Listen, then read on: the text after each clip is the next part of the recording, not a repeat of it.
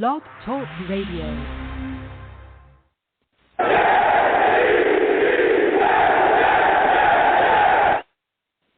What's going on, folks?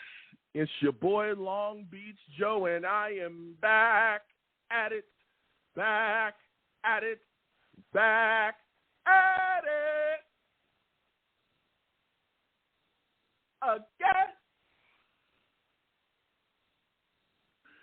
I'm back at it again, man.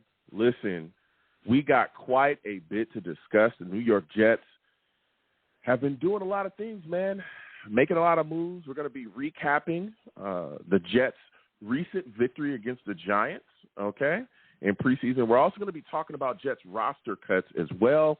Those have been made, as we know. It is August 29th, so, the time's coming to discuss that. It's going to be, we're going to discuss some surprising things that we saw. We're also going to be talking about practice as well, some of the things we saw out of there. Jets are getting healthy.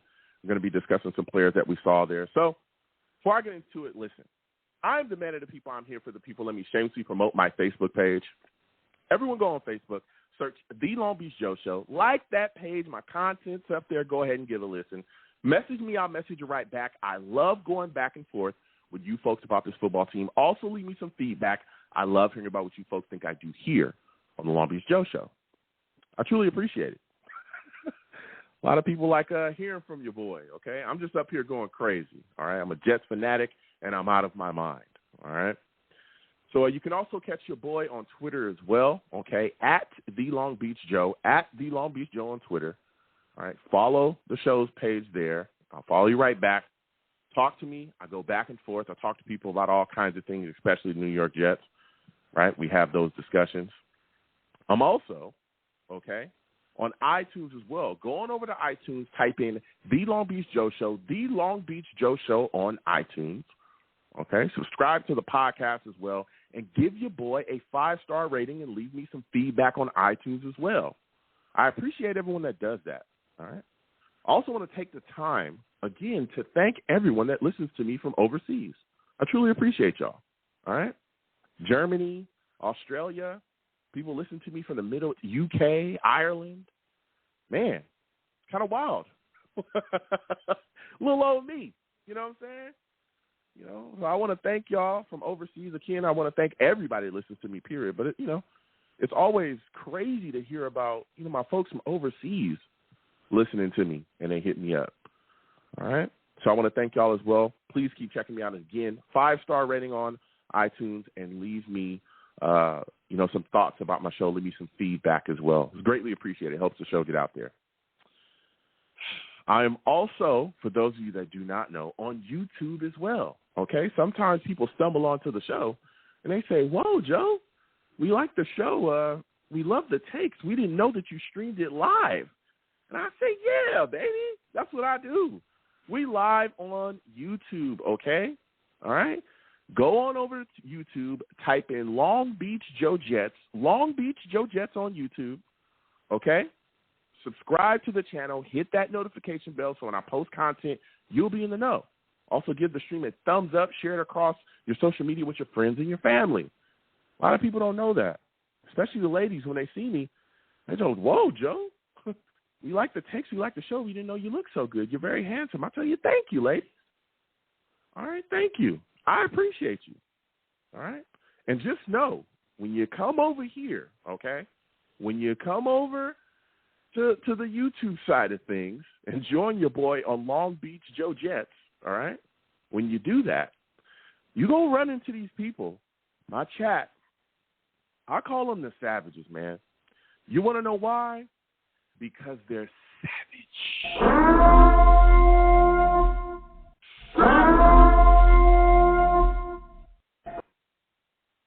Listen, those people get after you, all right? I call my chat the savages. They go hard, man.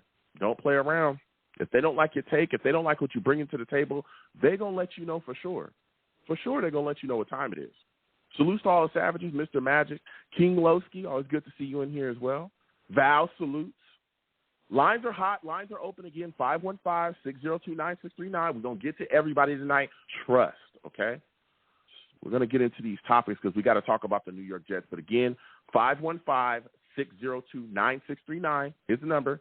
You can call in. The lines are open. The lines are hot. We will get to everybody shortly, okay? Everybody just be patient. So first I want to start off with the New York Jets game against the Giants, okay? Now this is a game we all anticipated because Aaron Rodgers was finally, going to be under center in live action. A little bit of live action. We know this is not regular season, but this is the ramp-up for the regular season, right?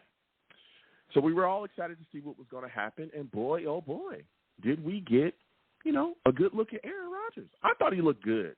Of course, it's Aaron Rodgers, right? Like, let's be serious, all right? It's Aaron Rodgers, dude, okay? Do we expect anything else, right? But the finest. But, yeah, he looked really good. Aaron Rodgers was 5 of 8, 47 yards, also had a touchdown. The first drive that they had kind of fizzled out towards the end, right? The drive that they had to give up, they ended up punting. But there were some quality things we saw there. But the second drive was where they really capitalized, and they finished with a touchdown. And let me tell you something. Aaron Rodgers made a beautiful throw. I'm talking about tier, top of the line, elite quarterback type of throw that you don't see every single day in the league except from the guys that are on the upper echelon, right? What a throw from Aaron Rodgers to Garrett Wilson for a touchdown. I mean, the defender was there. He tried his best, but he just couldn't beat good offense. Couldn't beat it. Couldn't beat a Hall of Fame quarterback and a crazy good wide receiver in Garrett Wilson. Garrett makes the catch, brings it in, touchdown, and they finish that drive with some scores. You know what I'm saying? So that was a good move there, good way to finish. I thought that, man, let me tell you something. This whole thing with him and with Aaron Rodgers and Garrett Wilson, the connection they have is unbelievable, and we're going to be talking about that in a second as well. But let me tell you something. Aaron Rodgers talked about how great the crowd at MetLife made him feel. When he came out, he got a standing ovation. The fans definitely let him know that they were appreciative of him becoming a Jet, and they were excited about the future. He talked about how, there were butterflies just like there that he has all the time. Even the greats have butterflies, right? But once he heard that standing ovation and he got in there and got the feel, he shook those off quickly and immediately, went to work. Hey, I'm Aaron Rodgers. I got to do what I got to do. So it was exciting to see that. He said he really treasured that moment and that it was a very special moment for him in his career to see the New York Jets fan base, bring him in and let him know, hey, you're one of us. You're one of us. You're a Jet. We're excited for you to be here. Let's go. Let's make things happen. So it was beautiful to see that. He also talked really, really great about Mekhi Becton as well. All right? Listen, that boy Becton was out there looking good, okay? Looked solid. Very dominant at right tackle, like we all thought he would be. And Sulla, after the game, made sure, told the media, hey, he's naming him the starting right tackle going forward. Aaron talked about how far Mekhi Becton has come, how much he's grown, and how what they did was they just brought Mekhi Becton in and they let him know how much they loved him, how much they needed him, how much, he was loved, beloved within the football team, and he's rewarded them with great play. He's rewarded them with great play and turned everything around. And I'm excited, man. I'm excited. I'm excited about Mekhi Becton going forward. I'm excited about, what's to come with him as well, because let me tell you something. This guy is the real deal. And I've been talking about him for a long time, and I know that there's been a lot of frustration, the 2 years with the knee situation, but he's back. He's physically in unbelievable shape. He's mentally in unbelievable shape, right, in much better space, out of those dark places. And he's worked hard to get back to where he is right now. I'm excited to see that pay dividends, and he will be the starting right tackle going forward, and Aaron Rodgers loves him. He even said it, He told him, hey, I love you. So you look at the Jets wide receivers, let me tell you something, Garrett Wilson, it's going to be beautiful to watch him and Aaron Rodgers work together. That connection that they're already building, the fact that I'm telling you, that connection this season, I feel like is going to be pretty much uncoverable. All right? It's going to be pretty much uncoverable. It is wild to see some of the things that they're doing. And I mean, Garrett Wilson, he's going to go off. He had 2 defensive pass interferences that were called, for him, Thank goodness. I'm hoping this year he gets those calls, because last year guys were just grabbing him and throwing him all over the place. And there was a point in the season where we were like, come on, man. Like refs weren't even trying to look, trying to see anything. They weren't throwing no flags. Well, the Giants tried that, and boy, did he, boy, did those flags fly. All right. But Garrett Wilson looked really good with Aaron Rodgers well on the field. 3 catches, 30 yards, also had a touchdown. I'm telling you. Feel like Garrett Wilson is going to be uncoverable this season. Last year, shattered the New York Jets rookie wide receiver record, all right, that had been held by Keyshawn Johnson like a while ago, right? Also, the rookie offensive player of the year, and this is with up and down quarterback play. Now he's got Aaron Rodgers under helm throwing him the football. Good luck. Good luck to the rest of the league, all right? Y'all about to get destroyed, okay? Hardman also made Mecole Hardman made some plays as well. He did end up with a finger injury, but Sulla said that that's going to be all right. It's going to be exciting to see what he's going to do going forward. This is a guy that could really be a weapon for us. 2 catches, 17 yards. And I also thought the Jets' defense was just, my goodness, man. I'm telling you, if you are going up against the Jets' defense, good luck this season. All right?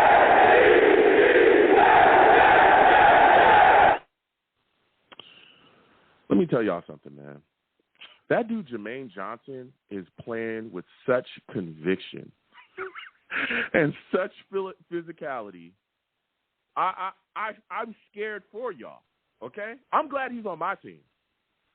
I'm good with Jermaine Johnson. It's y'all that he got a problem with. He got a problem with y'all. He ain't got no problem with me. I'm good, okay? Opposing quarterbacks, get ready to get rocked. Because Jermaine Johnson came out the gate. Now, he did get a penalty early. It was a little ticky-tack, all right? It was a little ticky-tack. Hit a guy out of bounds. But, boy, oh, boy, he came right back on that field, continued to play. He got a sack, and you just see the speed and the physicality and the get-off and the explosiveness from Jermaine Johnson this year. He is not playing. You know who else is very explosive? Bryce Huff. Bryce Huff got a sack. He basically beat the dude out his stance. He beat the offensive lineman out of his stance. I don't think the lineman was completely out of his stance before Bryce Huff ran around him. It's crazy. It's crazy. There was a play earlier that the Giants were trying to run. Tyrod Taylor was running for his life. They tried to run a screen. Why you would try that, only God knows, okay? Why you would try that against this Jets defense, I don't know. The Jets defense sniffed that out. He had 3 guys screaming down on him, 3 Jets defensive linemen. He dumped it off to I think it was a tight end. Michael Carter II came down and smoked him. Yo, we got a chant for that one.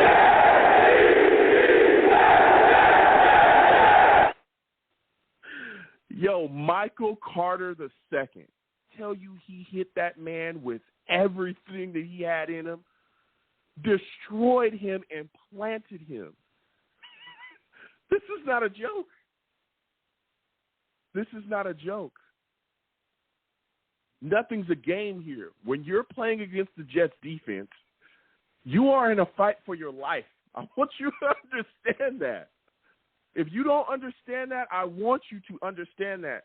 You are in a fight for your future and your survival. Do you want to live? That is the question. Because if you do, just walk away, brother. Just walk away. Give up the ball and walk away. Jets defense. This Jets defensive line has so much depth to it. It is wild. And we're going to be talking about these cuts because even the cuts, wow, right? Guys that made plays. Bro, this is not a joke. This is not a game at all. This Jets defense is going to have so much pressure. There are going to be so many quarterbacks aching, bruises, broken bones, problems after playing against us. There's going to be so much fear struck into the hearts of offenses around the league, not wanting to have to deal with anything that this New York Jets defense, particularly defensive line, is going to bring to them. There's going to be a lot of pain. I predict a lot of pain for opposing offenses. All right?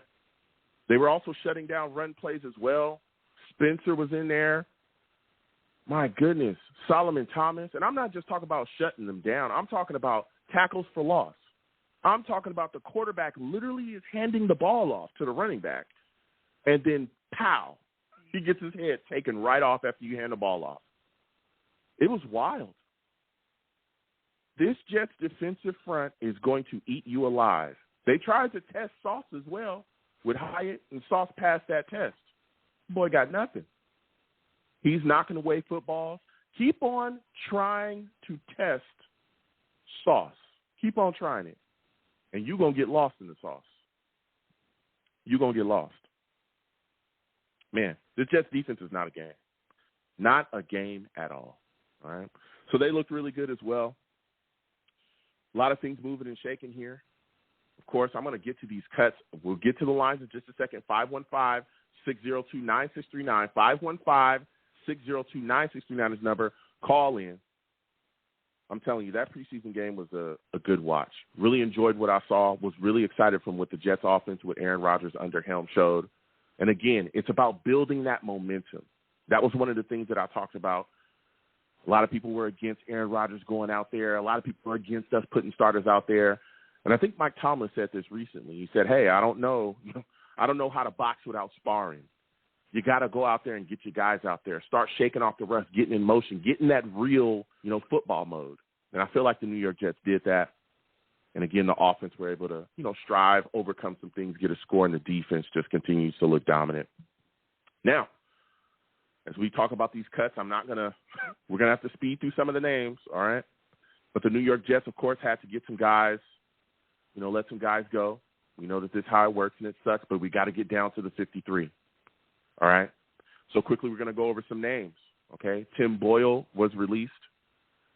That was a little bit of a shocker because Tim Boyle is a guy that, we know he's a veteran presence. But what that does is that tells you Zach Wilson is the guy at number 2.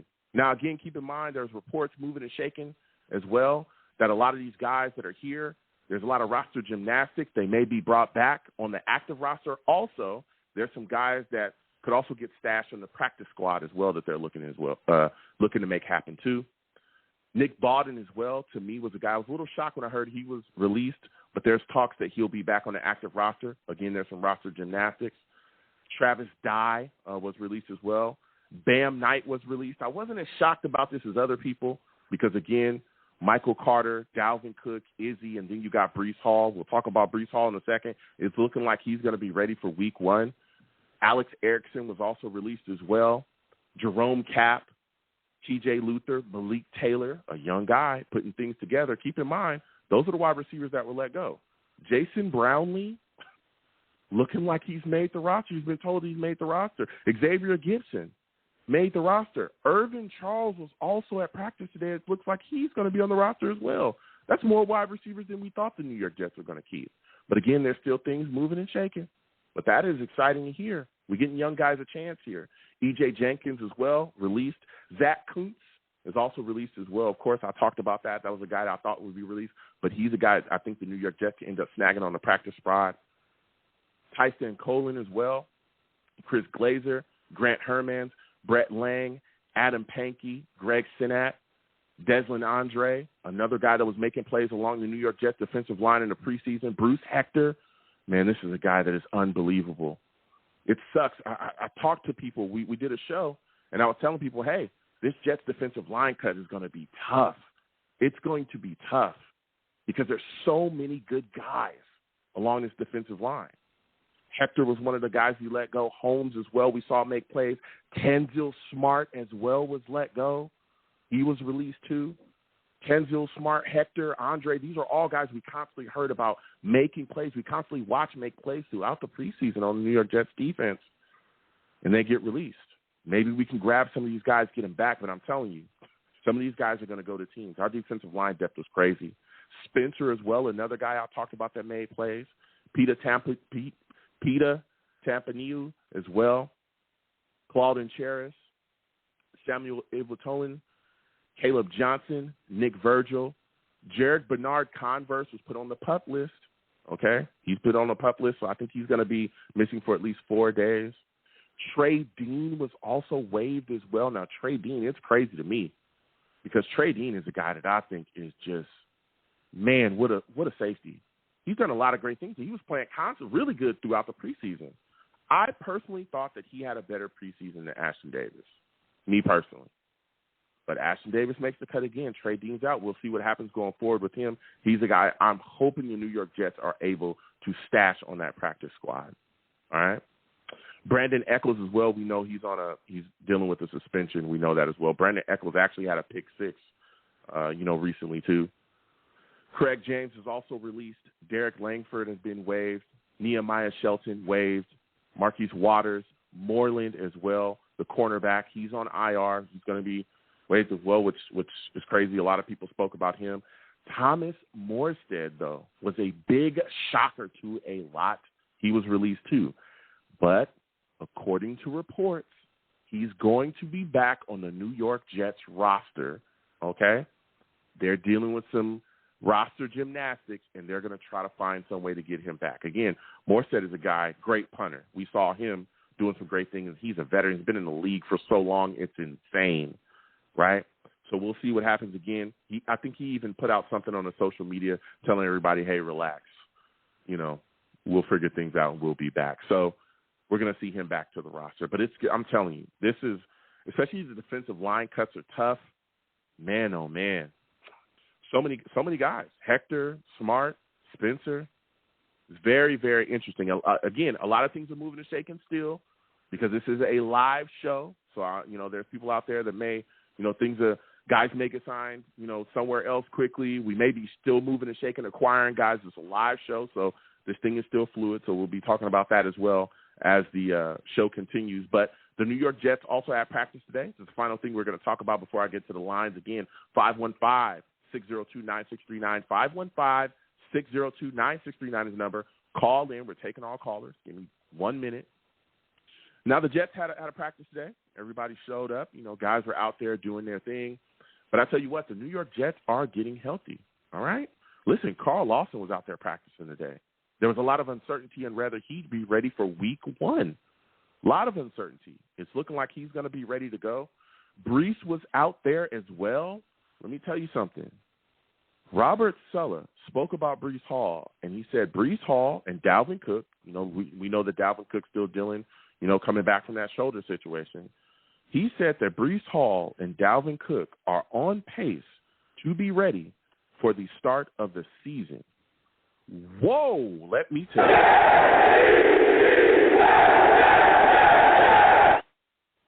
Whoa. Brees could actually be out there week 1.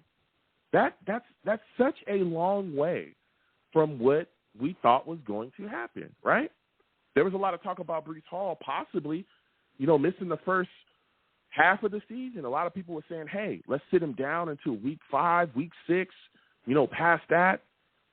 There was a lot of uncertainty about whether he would be ready, and it's looking like, from what Saleh's speaking about, that Brees might actually be out there week 1. It's going to be very interesting to see how the New York Jets handle him and his load management. How many carries are they going to give this guy? Is he going to be the guy that's going to actually be the lead back this year for the New York Jets? Let me tell you something. Brees Hall, every time I've seen him in practice, bro, it looks like nothing happened to him. I'm not lying to you. I know y'all watch the practices and the clip. It looks like nothing happened to him. He's running. He's cutting. He's doing everything that he was doing before, and he is moving at a very fast speed.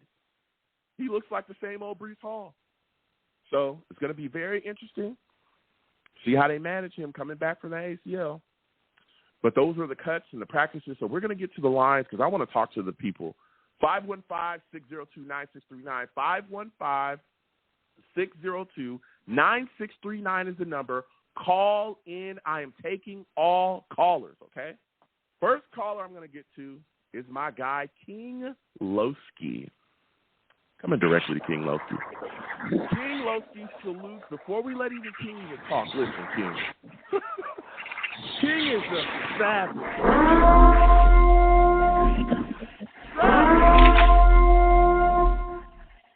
Got Lowski in the Billskins. Lowski, give me your thoughts, man. How did you feel about watching Aaron Rodgers go out there against the Giants? What were your thoughts about the Jets offense?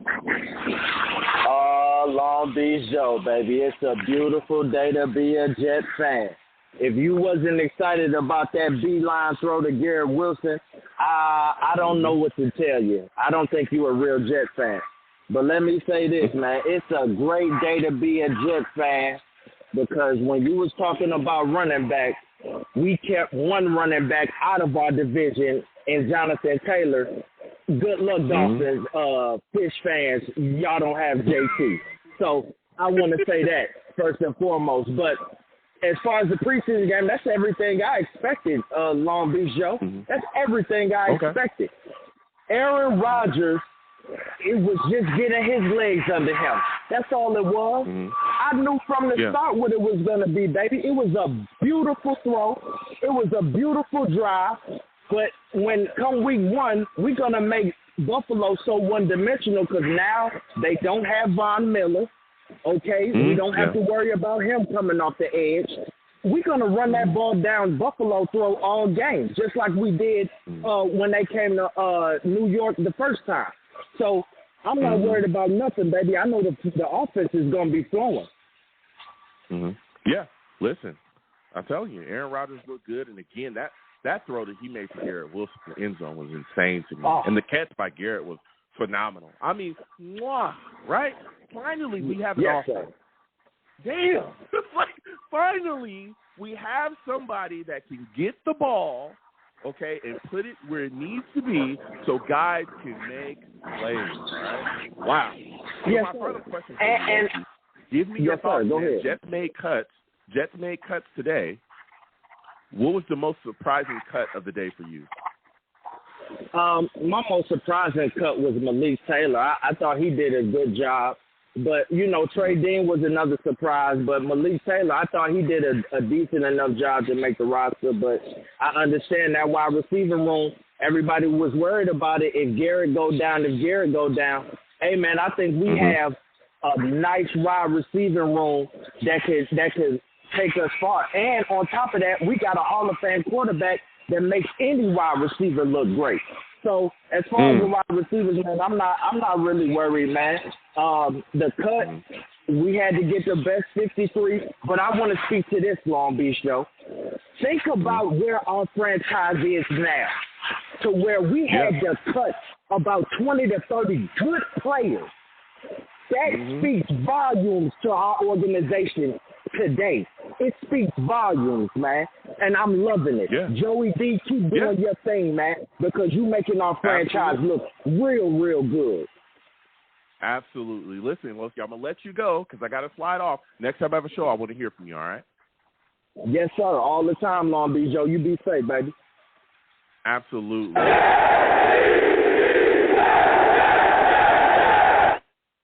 We're going to keep getting to these lines again. 515-602-9639. Again, 515-602-9639 is the number. Call in. We're taking all callers. Again, wherever you're watching me from, please give the stream a thumbs up. Also, subscribe if you haven't already. Hit that notification bell so when I post content, you folks will be in the know.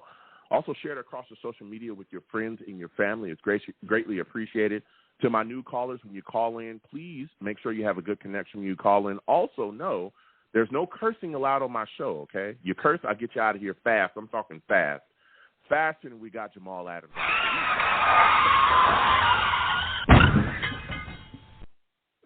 You can deal with that nonsense in Seattle. I was done with that, okay? Nobody wants to hear this nonsense, all right? We're here. It's a new day. There's a lot of things moving and shaking. We're going to go to Jason. Jason, call back in. I think we just lost him. Next! We're going to go to my guy, Ted. Ted, we're coming to you. Bill will be with you in a second. New callers as well will be coming to you in a second, too. We got to talk to Ted, man. For those of you that do not know, this man, Ted, he's a savage.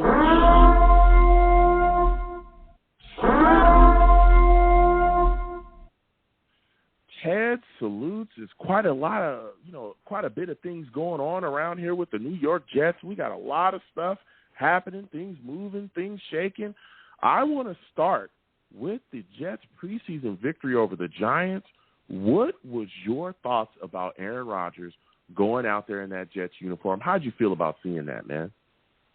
Loved it, Joe. I was actually on the way to a concert, and I had it on my phone, and I had my Jets hat on, and a guy looked at me, and he's like, he had his phone on, and he looked at me, and he goes, "Did you see that?" And I said, "Yup." So he must have been watching the game, too. So, like you said, Joe, competent quarterback play.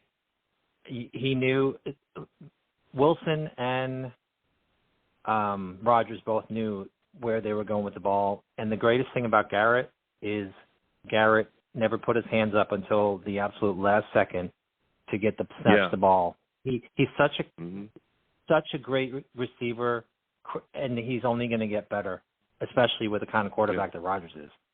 But the crowd was amped, and the crowd was amped, and everyone was a little bit nervous too. But we're gonna be fine, Joe. We're gonna be fine, especially with Mekhi. That's a whole nother thing. But I know you asked me about Rodgers, so go ahead, Joe.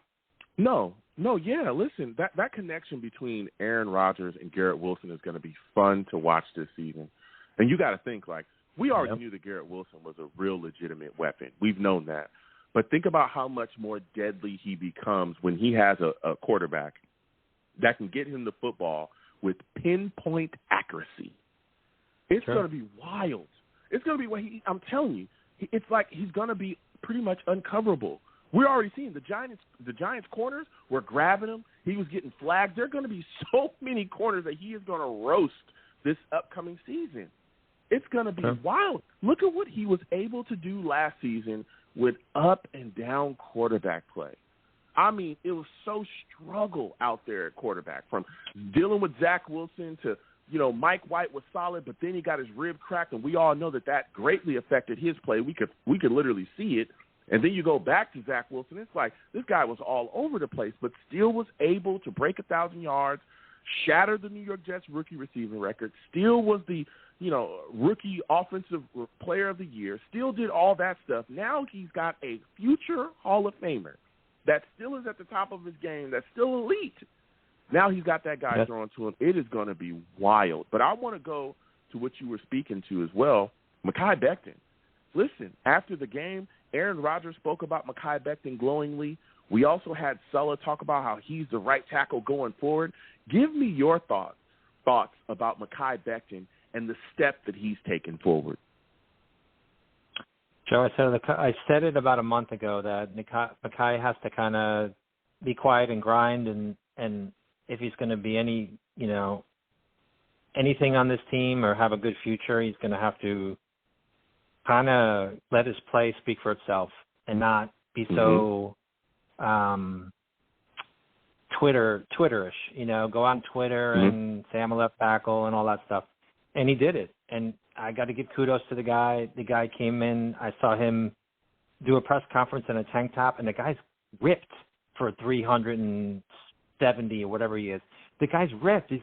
I was like, man, this guy is like totally dedicated himself to his craft. So it's an amazing. I hope he stays healthy. He deserves the right tackle. And Rodgers was very, what's the right word? He kind of basically made a positive.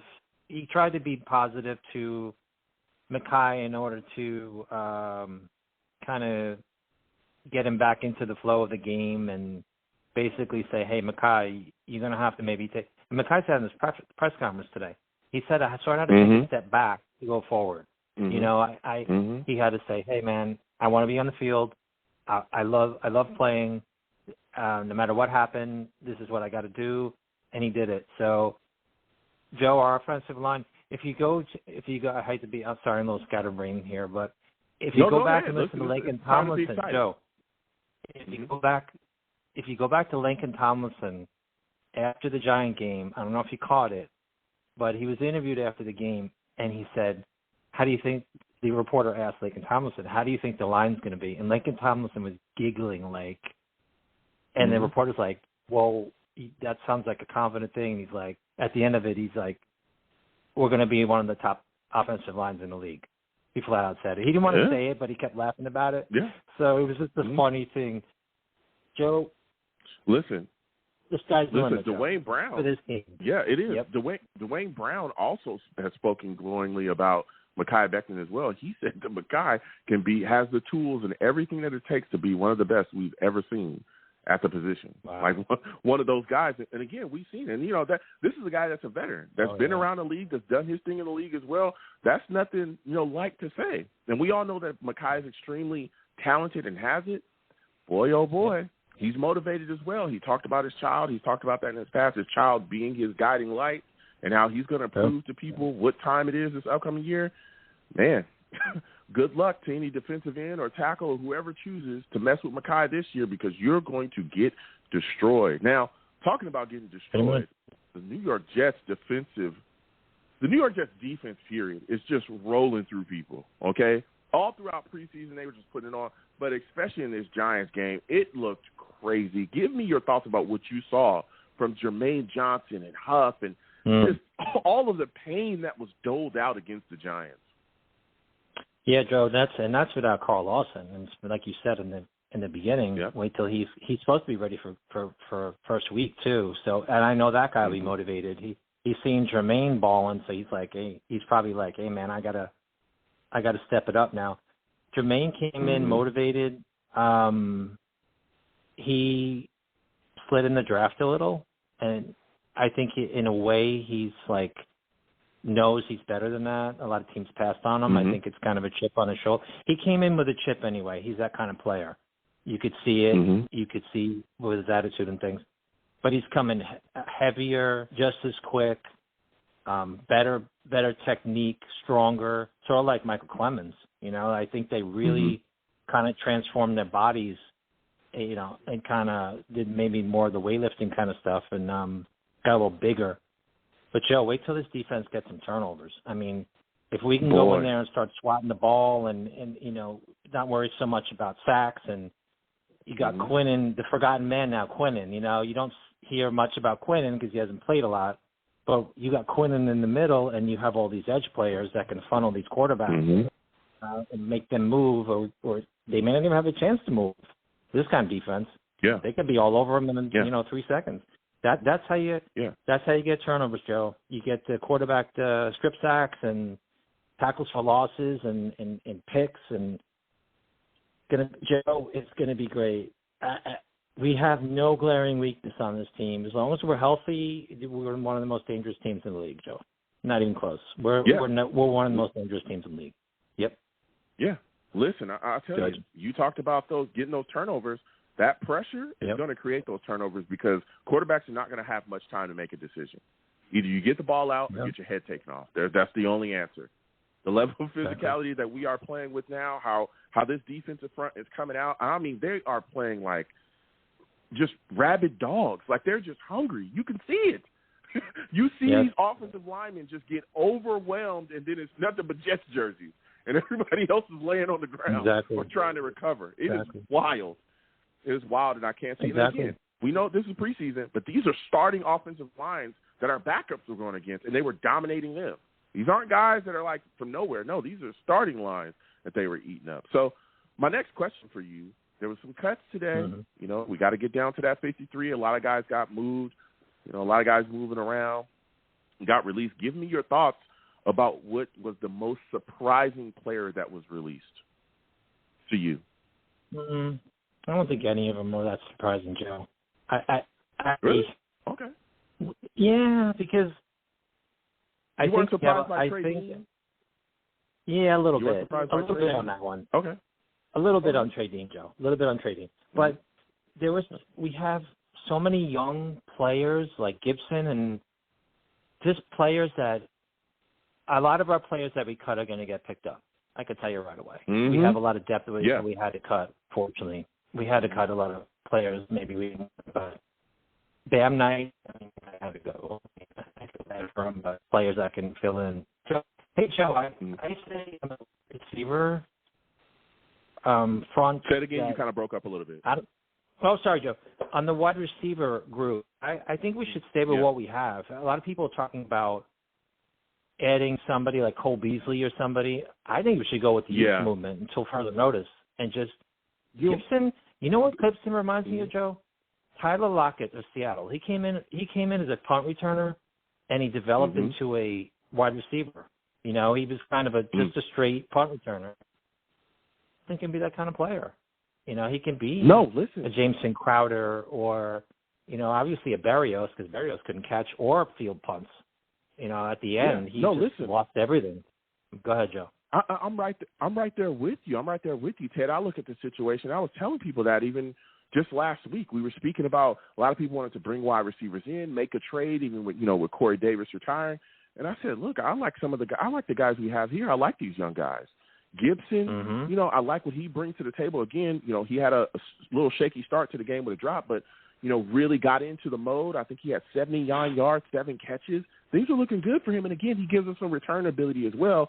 And Jason Brownlee, a guy that I've been advocating for all offseason, he's on the roster. But then to see them also, to this point, they're keeping Irvin Charles as well here. It's going to be exciting to see these young guys here developing, right? Here developing, like you said, the youth movement, keeping things fresh, keeping things moving. And these aren't just guys we're just having here. No, these are guys that can actually make plays. We saw Jason Brownlee out there making plays against our defense. Exactly. That's been crazy. So I love it. I absolutely love it. So I love what we're bringing to the table. Now, my final question before I let you go, Ted. Yes, sir. Breece Hall, Dalvin Cook at practice. Sellis says that Breece Hall and Dalvin Cook are on pace to be out there week 1.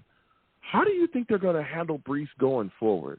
Because there was a lot of talk, you know, of course, with the knee injury, with the ACL, we were all like, hey, let's be careful.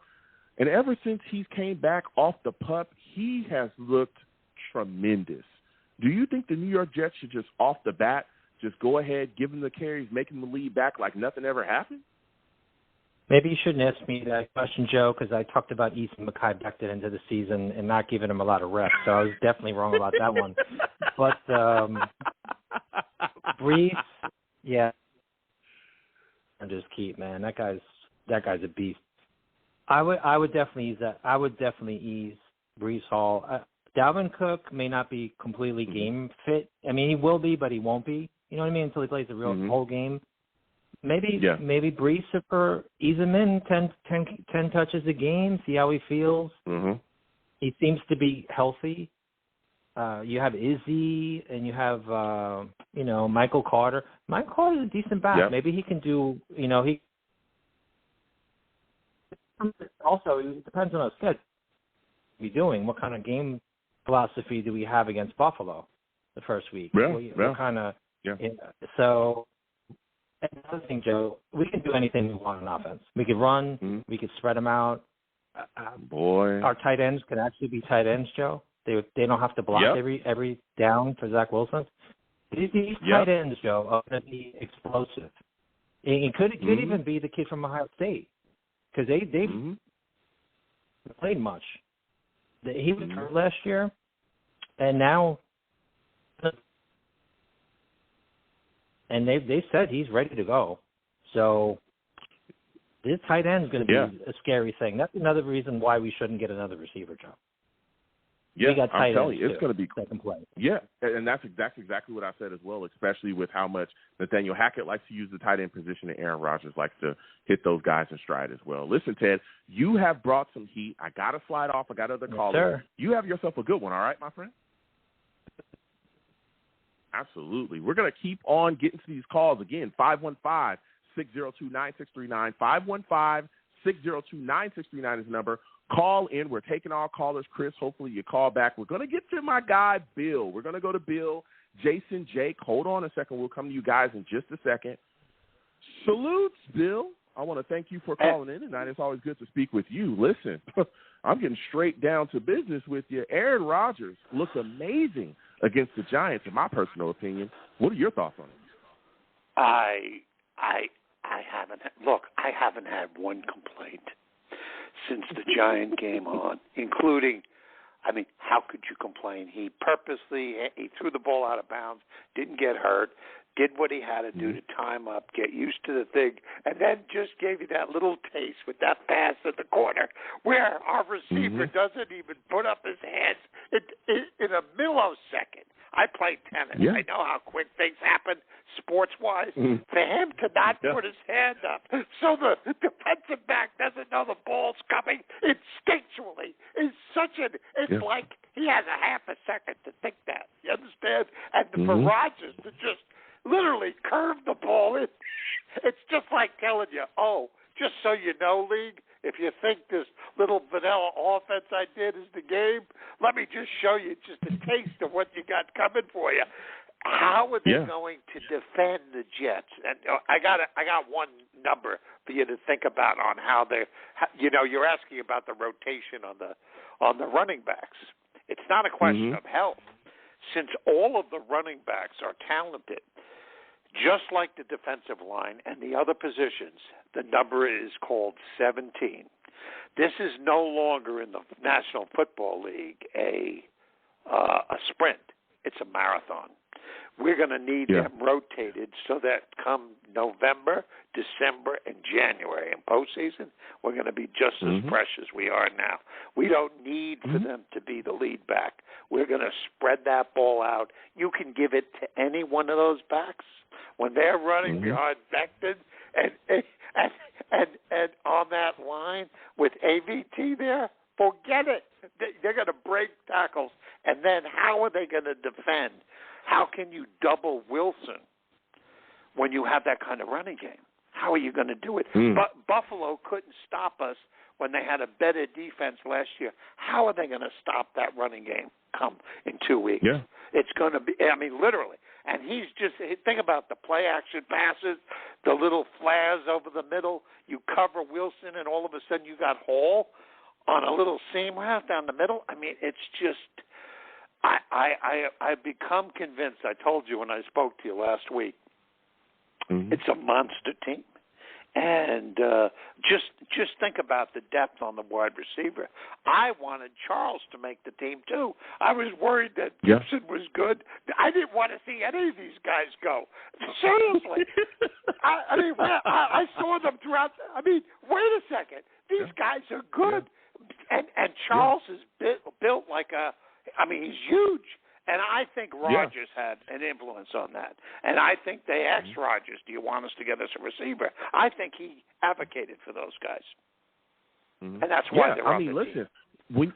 Listen, and he spoke glowingly about two guys. One of them actually made it. He spoke about Alex Erickson as well. We know he had a good game. He had 2 touchdowns, 38 yards, 5 catches. But he spoke about Gibson as well. 7 catches, 79 yards in the game. Also gives us some returning ability. But Jason Brownlee, we know that he's also, very, very high on Jason Brownlee as well. Definitely built a rapport with him. We've seen him coaching him throughout the off season, from the voluntary stuff till now. Let me tell you something. You got Brownlee, you got Charles, and you got Gibson. These are young guns coming out that's going to continue to be able to fly. Young blood that we're adding to this wide receiver position that's really going to continue to be able to make plays out here. And again, if A-Rod definitely has a connection with these guys because they're here. And that's where I want to go with you next, because we're talking a lot about what's happening with the New York Jets, things moving and shaking. Give me your thoughts on some of the cuts that were made today. What was the most surprising cut for you? I look at guys like Trey Dean being gone. I was that. That was a little shocking to me. Give me your thoughts. I had a feeling. There are some people alluding that they were going to keep 5 safeties. I don't think they've ever done that kind of stuff in this type of defense. It was the fullback. They cut the fullback. Hold on, Bill. Now, there's some talk. There's some reports swirling around that Bawden and the punter, Morstead, that they're supposed to eventually get back on the Jets roster, that they were cut because the Jets are doing some roster gymnastics. According to reports, I believe Rosenblatt talked about it, other beat guys, so we'll see what happens. But as of now, let me ask you, Bawden and Morstead are supposed to come back. Go ahead. Do they have to sign?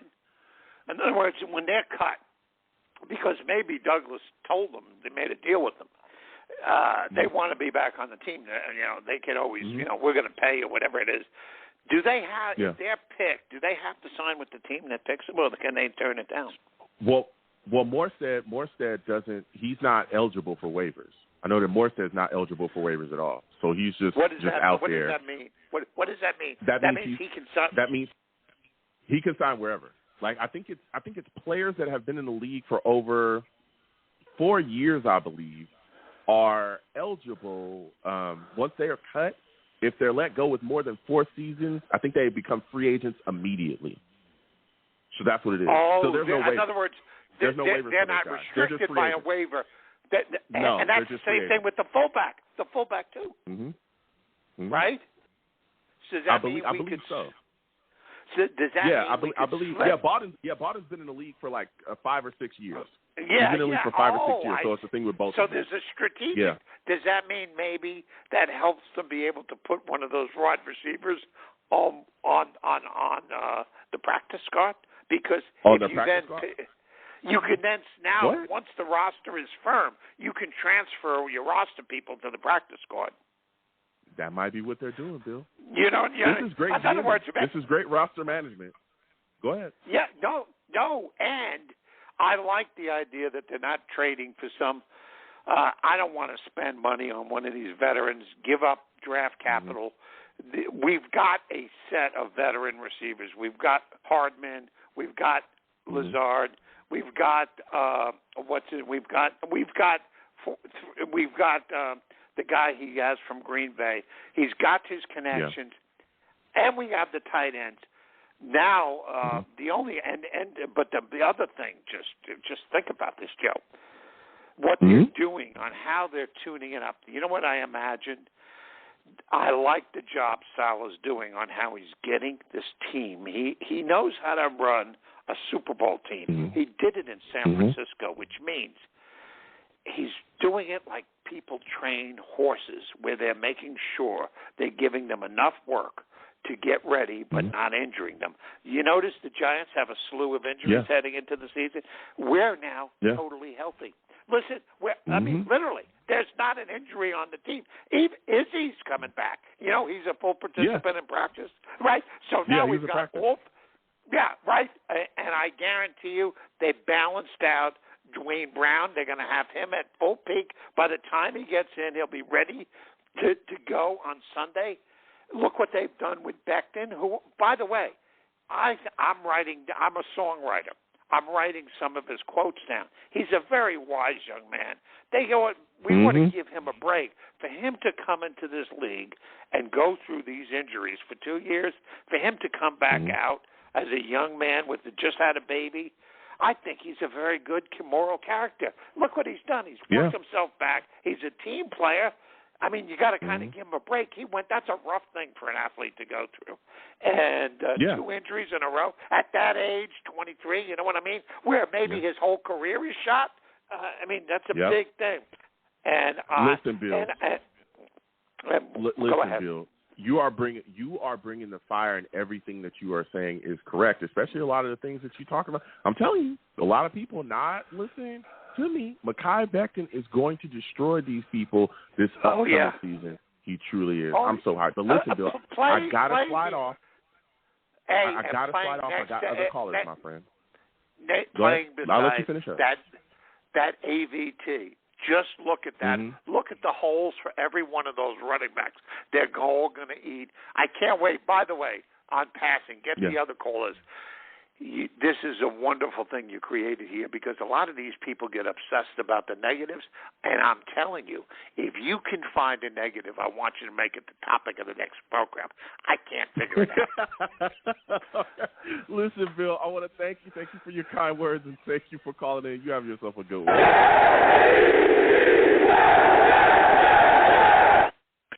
We'll keep into these callers again. 515-602-9639.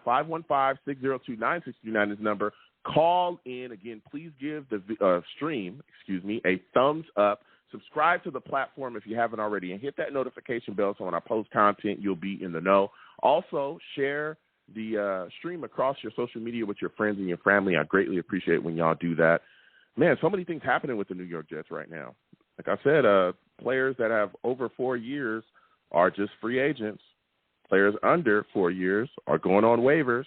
Keep in mind that any free agent can be signed to the practice squad. That includes guys that's just out there. All right. There was a 1 year, I believe, McCown was put on somebody's practice squad. He'd been in the league for years by then.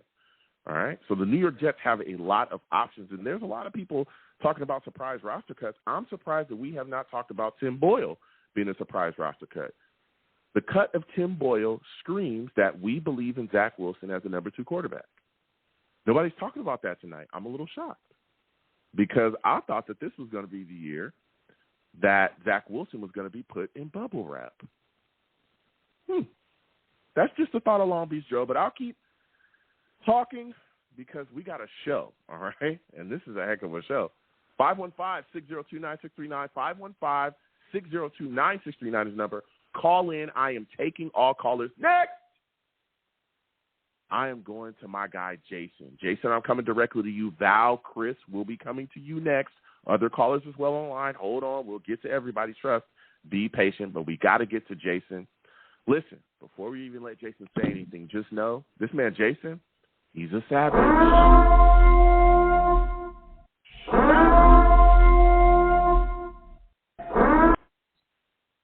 Jason, salutes. I want to thank you for calling in tonight. Man, oh, man. A lot of things moving and shaking about the New York Jets. Give me your thoughts about what you saw from the New York Jets against the Giants in this recent preseason victory.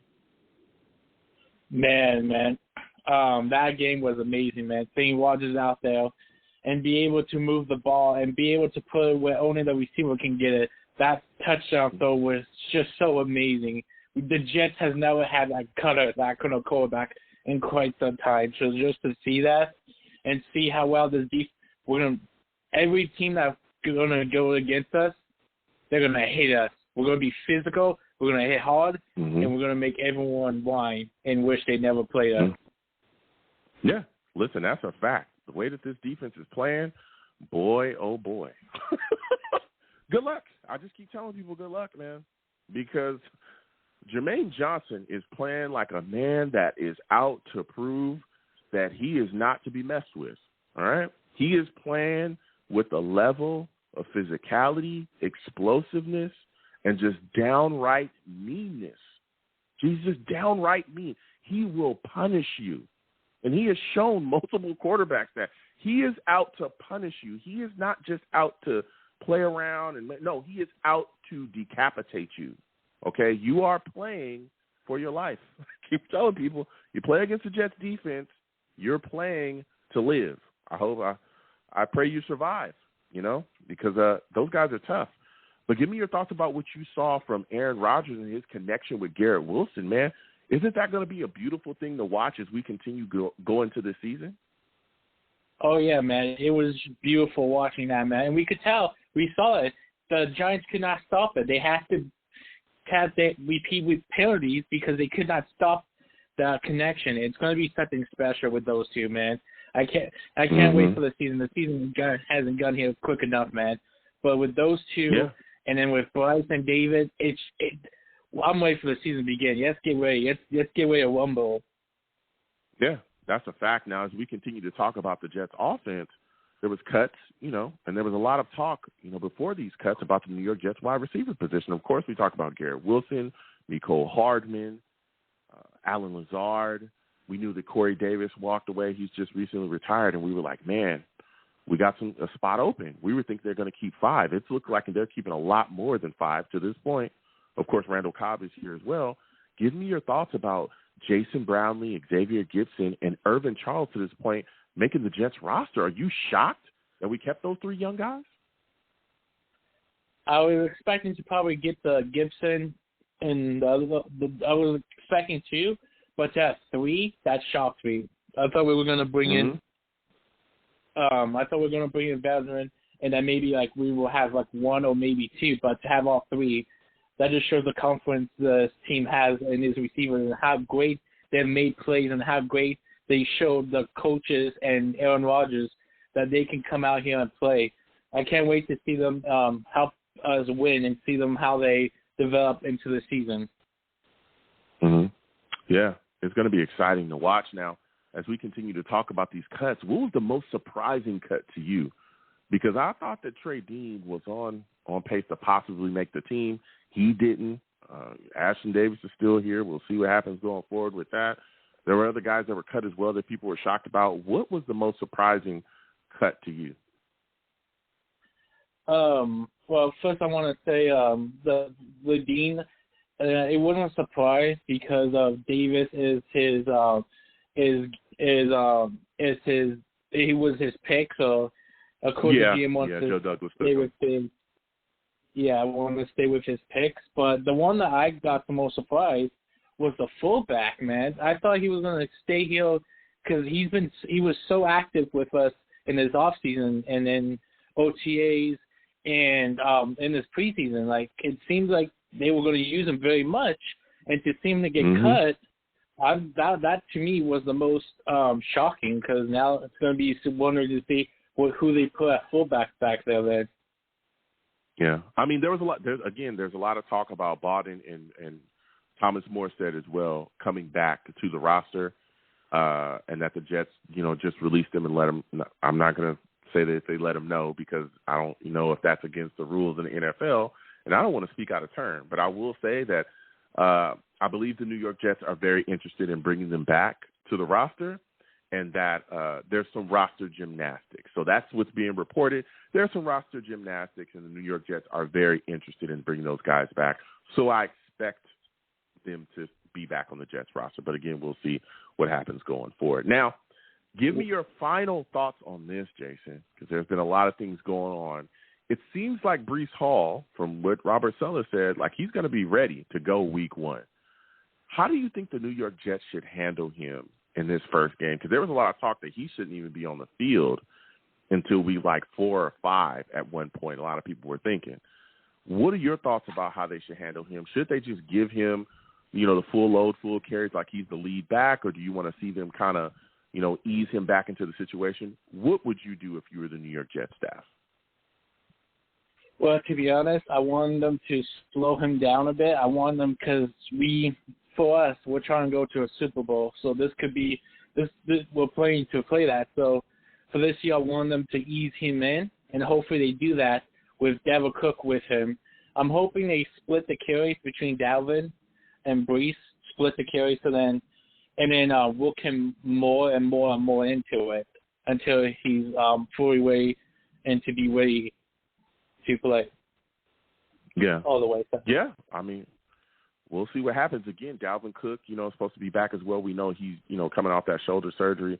But, man, we got Dalvin Cook. Is he back at practice? Even Saleh himself said that he was shocked that he came back so, quickly from that. I believe he had a thigh bruise from the thigh situation that he had. You got Izzy. You got, Dalvin Cook, Breece Hall, and Michael Carter, who's been looking phenomenal. Boy, oh, boy, the New York Jets are going to be handling business. Listen, Jason, I want to thank you for calling in tonight. Next time on the show, I want to hear from you, all right, my friend?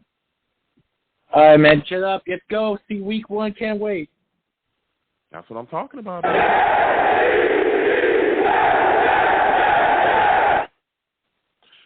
We're going to keep getting to these lines. Again, 515-602-9639. 515-602-9639 is the number. Call in. We are taking all callers. Next! I'm going to get to my guys, Val. Val, we're coming to you. Colin, we'll come to you next. Newer callers as well. Hold on. We'll get to you folks in a second. Listen, we already know Val's going to come with the takes and shenanigans. For those of you that do not know, Val is a savage.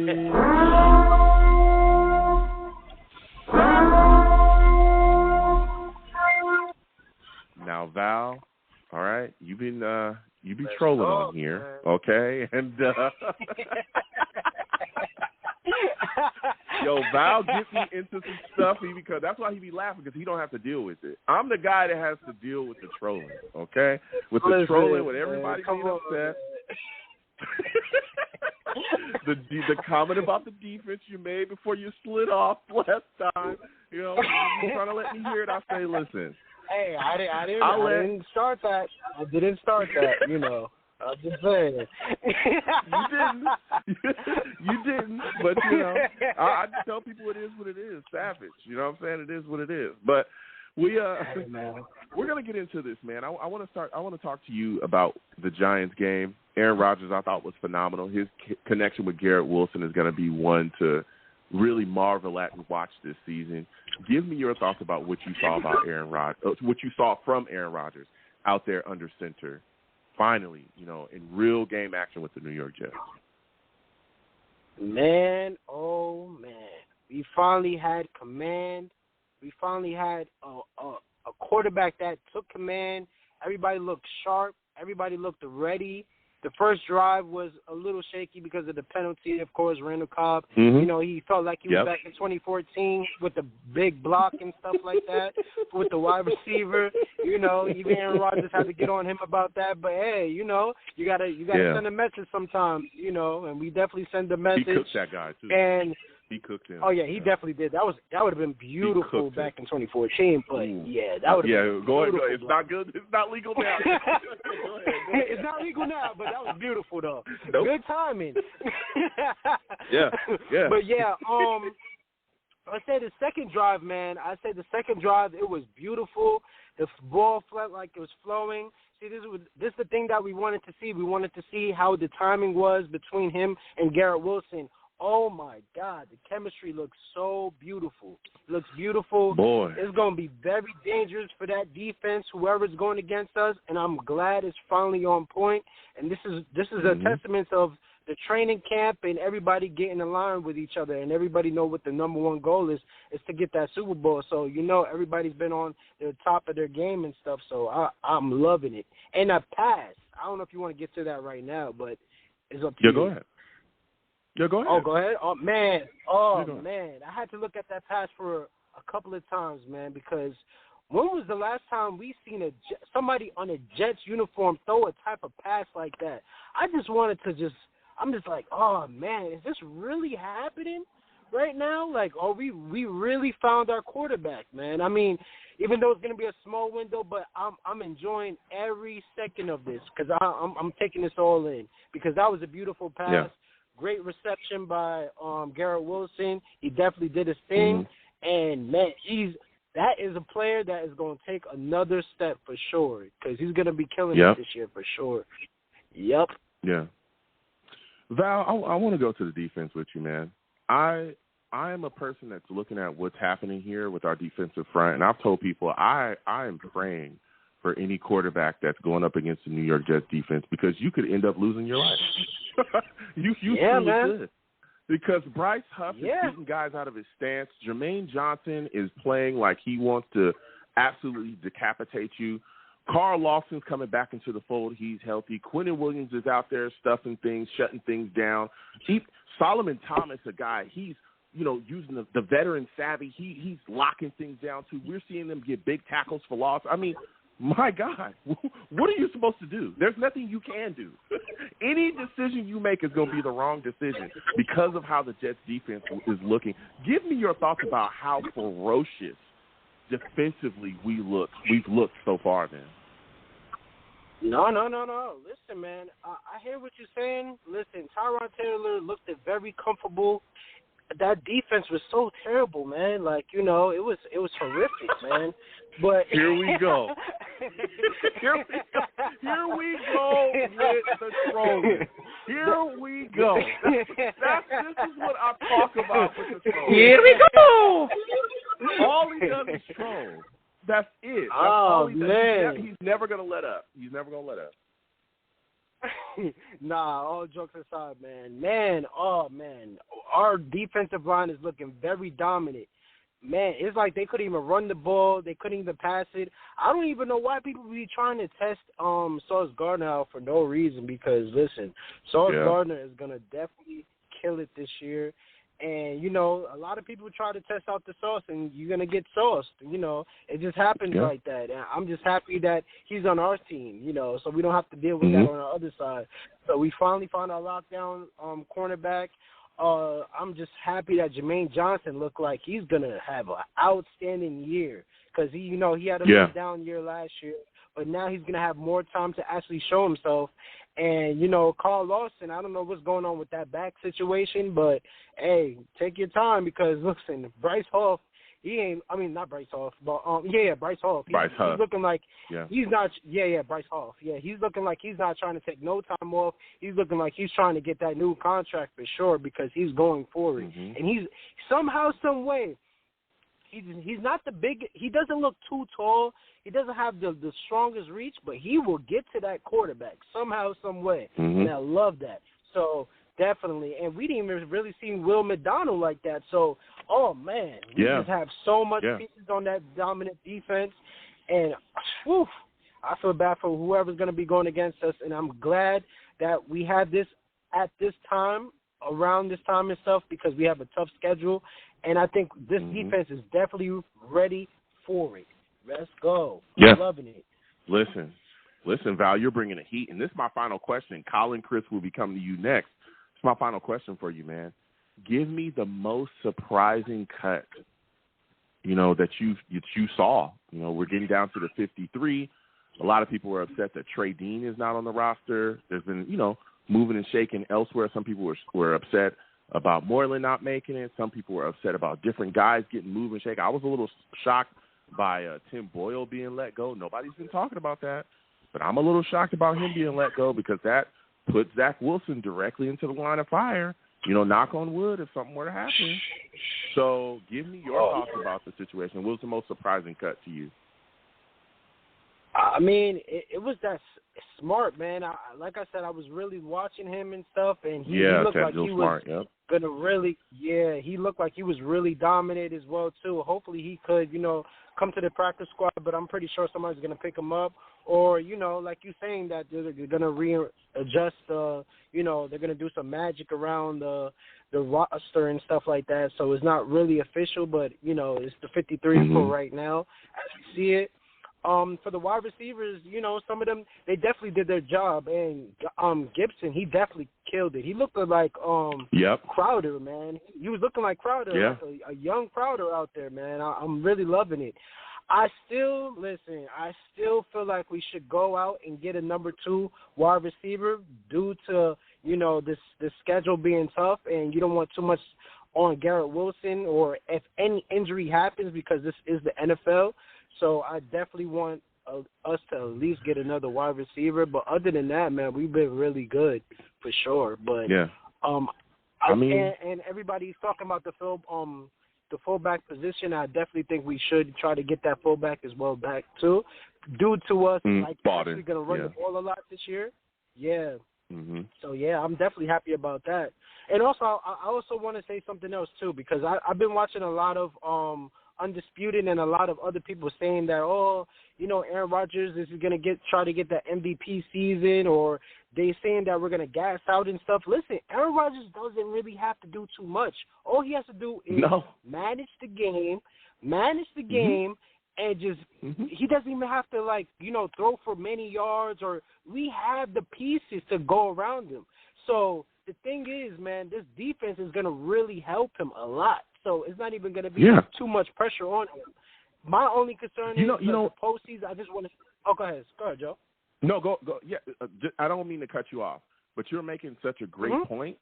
And it's crazy that people are saying these things because it just shows – and I'm not trying to disrespect anybody, but it just shows that a lot of people do not watch the New York Jets.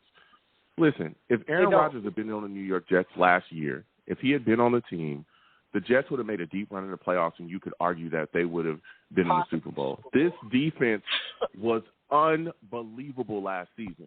People literally don't know that. The Jets' defense was ranked 4th overall with an offense that could not score and stunk in the time of possession. I'm talking stunk. We were so bad in the red zone, it was insane. No points. We couldn't finish drives. There were so many games where this defense would literally hand the offense the ball over and over and over again, and they could not put 3 and outs left and right constantly. The defense would be on the field the entire darn game, So now you bring in Aaron Rodgers and Lazard and an offensive coordinator that understands how to utilize tight ends and is going to bring a solid running game here. You give this defense scoring drives, and you add another pass rusher, Will McDonald, and you add the emergence of Jermaine Johnson, who's going to take a step forward this season, and you think the Jets' defense or the team is going to be worse, that makes no sense. Let me tell you how good this defense is. And, again, I want to get back to your point, Val, because you were bringing the heat. The Jets had 6 games last season. The Jets had 6 games left in the season. They win 1 game. As bad as the offense was, as bad as Zach Wilson was, as bad as Mike was, if you win 1 game, you make the playoffs. Just 1. Exactly. Pick 1. Just 1. Just win 1. Pick 1. Couldn't do it. Lost 6 straight, and in 3 of those games, we didn't even score a touchdown. Not one. Not one. All they kept doing was boxing. All they was doing was filling up the boxes so we could stop running the ball. That's all they was doing, man. But they cannot do that with Aaron Rodgers. And this is what I'm saying, man, can't. because I'm watching. Go ahead, Val. I'm watching the Undisputed and Keyshawn Johnson. He's saying that we're gonna probably just get to the playoffs. And you got Skip Bayless. He's saying, you know, he's always been consistent. He doesn't like Aaron Rodgers. He feels like he's overrated. But he doesn't even have the Jets going till he doesn't even have us making a run. Like, it's crazy to me. And then on top of that, I'm just like, and then, man, shout out to Richard Sherman, because he was like, oh, my God, what are y'all talking about right now? Because he was like, all we had to do was win 1 game. He's basically saying the same thing that we were saying, because he was actually watching the game, because his former coach, Saleh, is there, so he paid attention and knew what was the problem was. It was quarterback position. Now we got our quarterback, not just one quarterback. We got a superstar quarterback, not just a superstar quarterback. We got a Hall of Fame quarterback. So can you imagine what this team is going to do? Oh, man. Facts. Listen, Val. I'm sorry. I got to slide off. I got other callers. It's been phenomenal. Next time I have a show, I want to hear from you, all right? No problem, man. Everybody likes and subscribe to Joe, and I just had to let that go. That was my little therapy. Go ahead, Joe. Keep doing your thing, man. And salute to the Savages.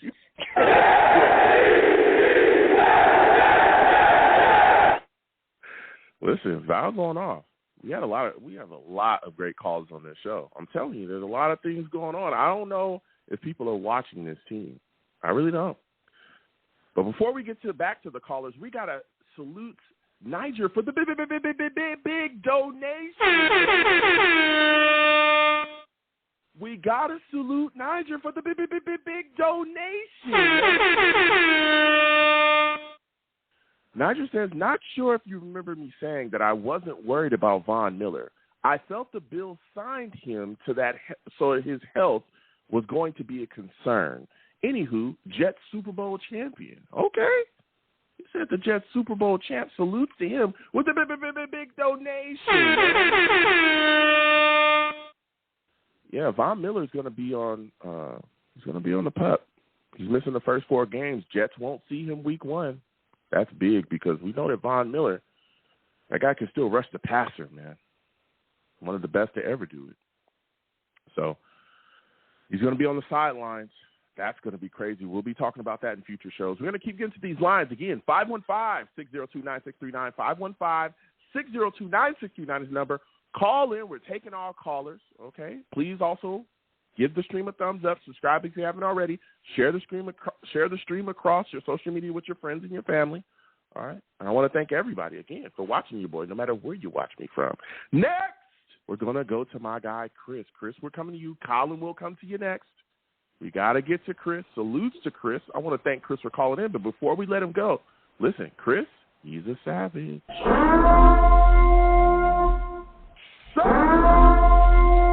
Hey, Joe, good evening. How you doing? Salutes, Chris. Listen, Chris, Aaron Rodgers. Okay, Jets Giants, give me your thoughts about what you saw out of him. How excited are you to watch him really go at it this season, man? I saw him distribute the ball and showing him and make great decisions with the football, and that's all we need to win. As Val said on the call just previously, like when they brought in Aaron Rodgers, they said we don't need Aaron Rodgers to be Aaron Rodgers. We just need him to be. We want him to score 14 to 21 points a game, and we'll take care of the rest. and you look at the team, look at the defense, look at the way everything's structured, that's definitely possible with this team. For our injury, we have a great defense, great pass rushers. I mean, it should be the best defense in the NFL this year. It should be. It should be. Yeah. I'm telling you. With all the added pieces we got, boy, oh boy, defensively, we are going to be tough to stop. But I keep telling people, listen, everybody's thinking Aaron Rodgers has to go out there and just be wildly, just unbelievably great. Of course, we know Aaron Rodgers is Aaron Rodgers. No, we're not disrespecting him at all. That man is still great. But, bro, the New York Jets defense literally carries the team. All we need to do is finish drives, bro. He ain't got to go out there and throw for 400 yards. No, he does. He ain't got to do that. Or 400 yards every game. He ain't got to do that. Go ahead. I don't think he's ever had a defense this good. And I'm looking at all the defenses he played with and all the people he played with. I don't think he has ever had a defense. With this much pass rushing, I mean, as I said, I told you last week. He's had a top 2 I think I told you last in 2019. I think it was 2019 at top, but I don't know if they were as good as we are. But go ahead. Yeah, I think the number one defense in the NFL, because on third down, right? And I told you, like, they're going to send people for you, and and everybody's thinking the first two guys who played don't play good under pressure. The Bills quarterback or Dallas, they don't play good under, and these guys are going to bring the pressure like really, really like I'm trying. There's never. I don't know. I'm trying to look at all the Jets defenses. Even when we had Calvin Pace and we had those guys, and I'm trying to think of a pass rush like this, man. Because when you could, Rex had Rex. If they send four or 6 people, then they're gonna. It's over. It's a clip. I mean, I remember the New York Jets pass rush being kind of tough when Rex was here, but that was because he was sending a lot of exotic blitzes. We couldn't get pressure like this with our front four. Just clean. No. I'm telling you, Quentin Williams, we talk about Jermaine Johnson constantly, Carl Lawson, Huff, man, Will McDonald, we're seeing him go. It is wild, like what we're going to be able to do and the pressure we're going to be able to bring. And you talked about Josh Allen and Dak as well, folding under pressure. Listen, damn near every quarterback in the league is going to fold like that because you're going to take shot after shot after shot. You're going to get hit. You're going to not want to, you're not going to want to commit to throwing the football in certain spots. And you're going to want to protect yourself because if you don't, you're going to get your ribs broken. Like, we've seen pressure break quarterbacks. We've seen pressure break Patrick Mahomes. Patrick Mahomes, when he played the Tampa Bay Bucks and they were getting pressure with their front four, he looked like a human being that was scared. That's what he was running for his life, trying to throw the football around. That's what pressure does to you in this league, and that's the disruption it causes. Go continue to give me your thoughts on that. Well, like I said,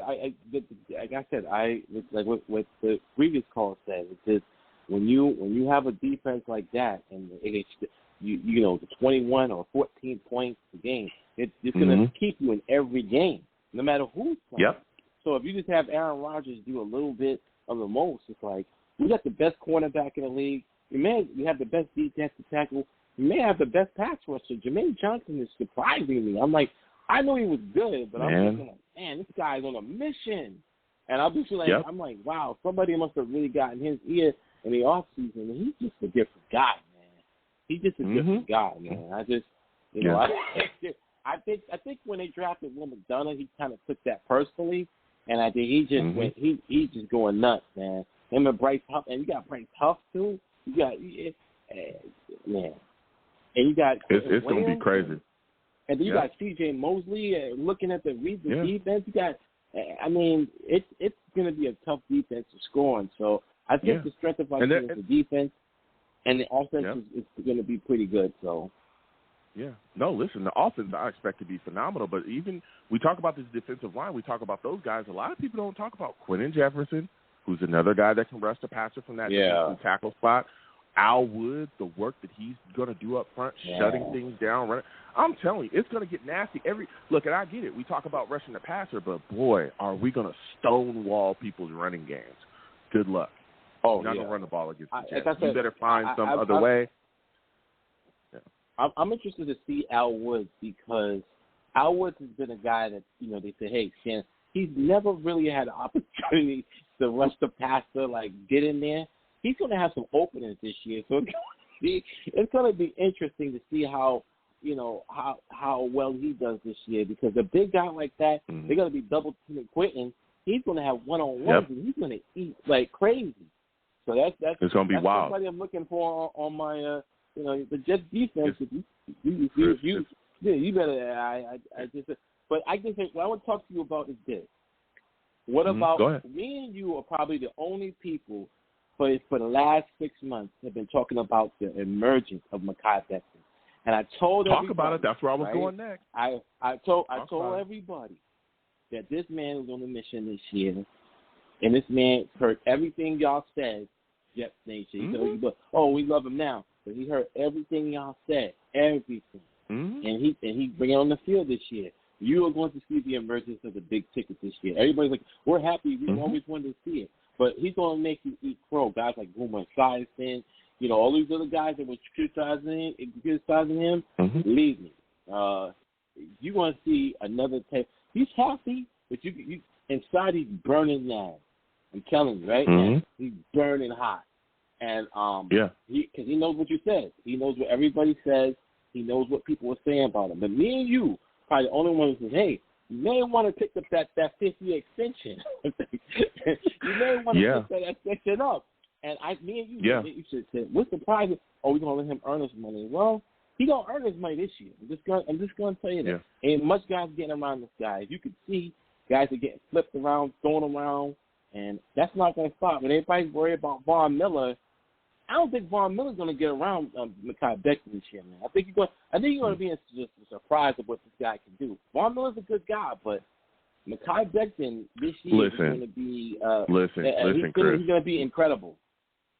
Yeah, listen, Chris. Mekhi is I'm excited for him, man. And I cannot wait. He goes out there and absolutely dominates people this upcoming season. I know that there's a lot of talk, and like you said as well, I've been a Mekhi supporter. I wish they would have given him a fifth-year option because the future, is it's around the corner now. Because if he shows up and he turns into the guy that we all think he is, man, let me tell you something. You're going to have to pay him like a top tackle, a top right tackle, right?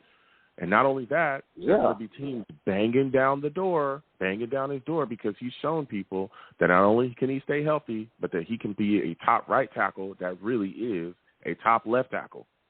And top left tackles, period, in this league, get paid.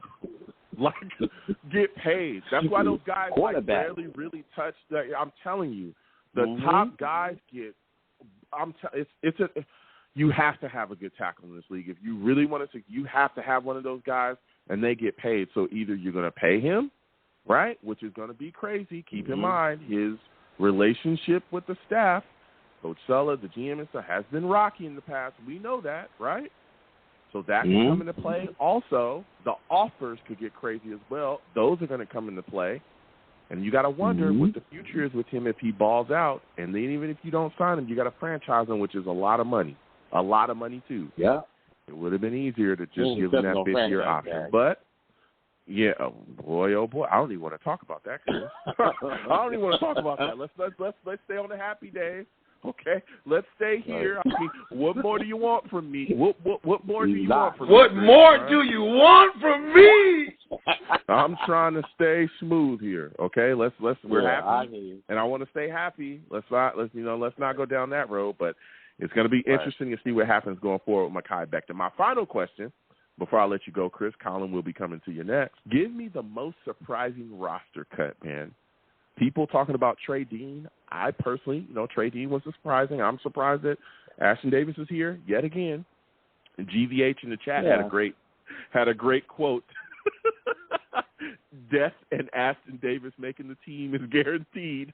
Death, taxes, and Ashton Davis making the team is something that's guaranteed in life, I guess. Right? But I was surprised that Trey Dean was cut. I was also surprised that Tim Boyle was cut because that gives that opens the door for Zach Wilson. He definitely is going to be our number 2. Who were you surprised about, man? I was surprised about, honestly, I expected those cuts. I thought the game could have went either way.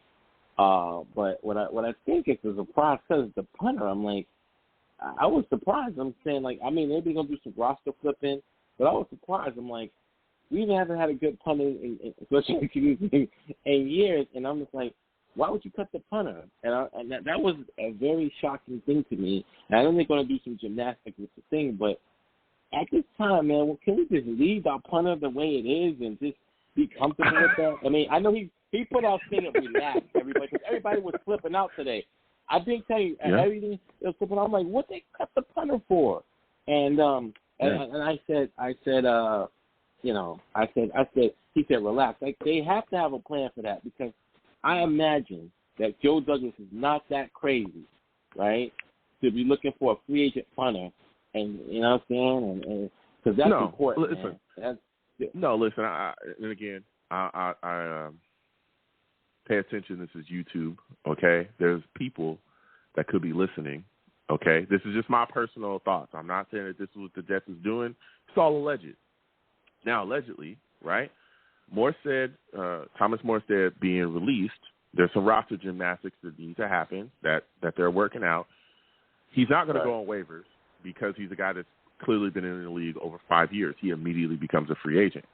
Well, if the Jets have promised him, we're going to sign you back, don't worry, don't go anywhere, I'm not saying that that's what happened. That's not what I'm saying.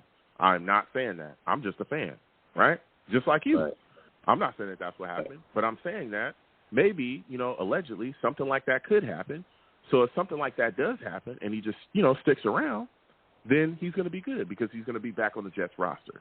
Maybe that's something that they did with Nick Bawden or with Bawden as well, excuse me. Maybe. I'm not saying that's what's happening here. Yeah, that's. I'm telling you, that scares me, man. They can't go anywhere, right? I mean, they're straight free agents. You're right. There's no waiver wire, so I'm sure if something hasn't already been worked out, they wouldn't have let those guys go because again, Morstead is our starting punter, but maybe that's what's happening. Again, I don't want to, I'm just speaking because there's people that could be listening. You're right. That could investigate those things, and I'm not with investigations. You know what I'm saying? Not on the Jets. You know what I mean? Flipped out. But give me your thoughts. Huh? Everybody flipped out, and everybody flipped out. Yeah, That's why he said it. Everybody flipped out because Jets play in the East Coast, and they play in New England, they play in Buffalo, they play in some Colts, and winds. You better have a good punter, man. And I guess if anybody needs a good punter, we do. And the thought about going to Kansas City to the playoffs and Pittsburgh or even Cleveland. You gotta have a good punter, man, in AFC, man. So it was scary. Like so everybody flipped out. Like what the heck?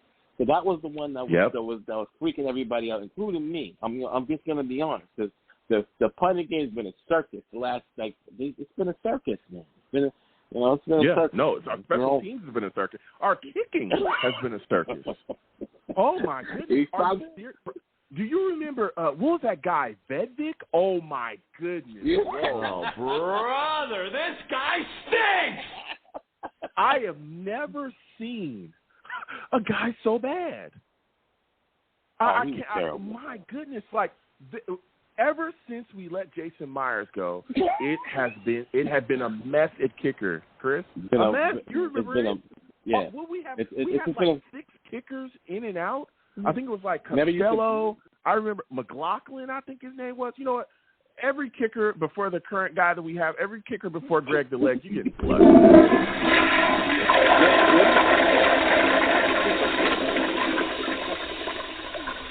have to say a prayer before the kick. Oh, my goodness. You on your knees praying. Praying. The kick is praying. Every prayer, every last prayer you had, anything. We'll give up. I just want a kicker for Christmas. I remember people saying that. There were games we lost because they couldn't kick right. My God.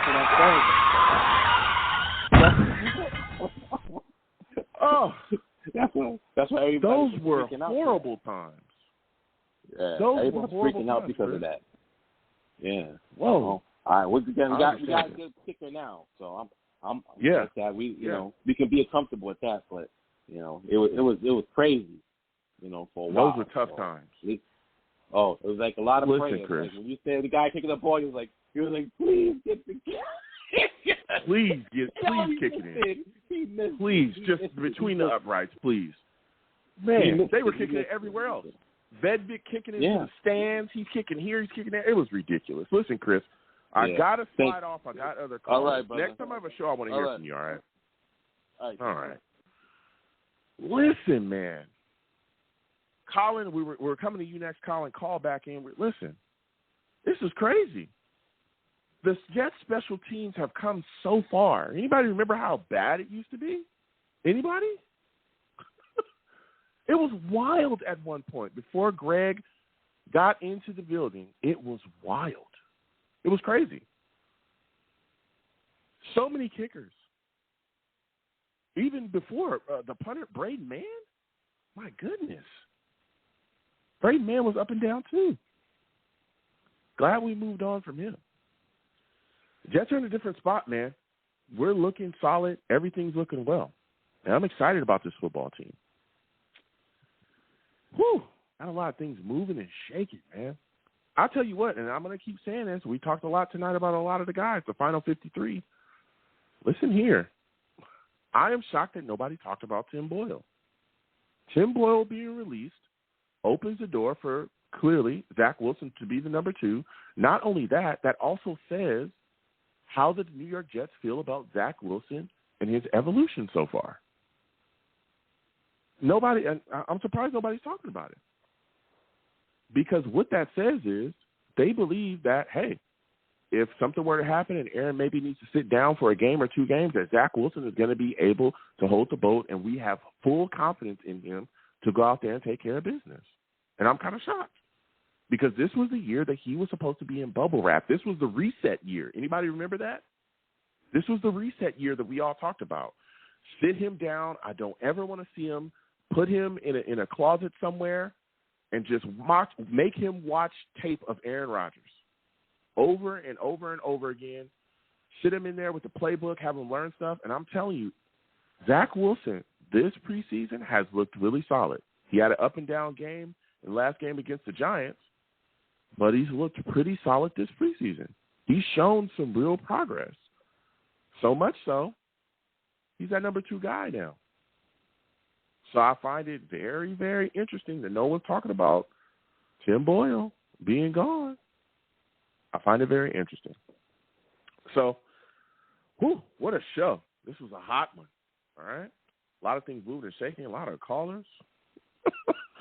Man, I'm going to go ahead and close this show out now. Listen, I'm the man of the people. I'm here for the people. Let me shamelessly promote my Facebook page. Everyone go on Facebook, search The Long Beach Joe Show. Like that page. My content's up there. Go ahead and give it a listen. Message me. I'll message you right back. I love going back and forth with you folks about this football team. Also, leave me some feedback. I love hearing about what you folks think I do here on The Long Beach Joe Show. Also, on Twitter as well, for those of you that don't know. Go on over to Twitter. Type in @TheLongBeachJoe, @TheLongBeachJoe on Twitter. Follow me, I'll follow you right back. And if you want to troll me, no issues. I am the troll that lives under the bridge, and I will have my Vera Tucker jersey on at all times. At all times. All right? I'm telling you, ATV is going to be dominant this year. He's going to show people what time it is. I'm telling you. I'm tired of telling people over and over again. All right? Tired of telling people, you're going to listen. You want to get a good lineman, you need a good player, just go to USC. No big deal. Fight on. All right? You know, we got a lot of things moving and shaking. Things is happening. ATV is going to look amazing. He was dominant at left guard, right? Then he went from left guard over to right guard. We've seen left tackle. We've seen right tackle. We've seen it all. We've seen it all, okay? And he's absolutely destroyed people in every position. So wake it up. So, yeah, can't wait. I'll be down there, me and Vera Tucker. Your boy's also on YouTube as well. Come on over to YouTube. Type in Long Beach Joe Jets, Long Beach Joe Jets on YouTube, okay? Subscribe to the channel. Hit that notification bell so when I post content, you'll be in the know. Also, if you want to troll me, get in the comments as well and troll your boy. I'll go back and forth. Also, hit that notification bell. Click all. Follow your boy. And as always, people, when I see you in person, because you will see me in person, it is arm open, chest out, free hugs for everyone. Free hugs for everyone. They will cost you absolutely nothing. I want to thank you folks for listening. I want to thank you folks for calling in. And I want to thank you folks for interacting with your boy any way that you did. Okay? Without you folks, I'm absolutely nothing. Thank you. Appreciate you. So until the next show, you folks have a good one. Peace.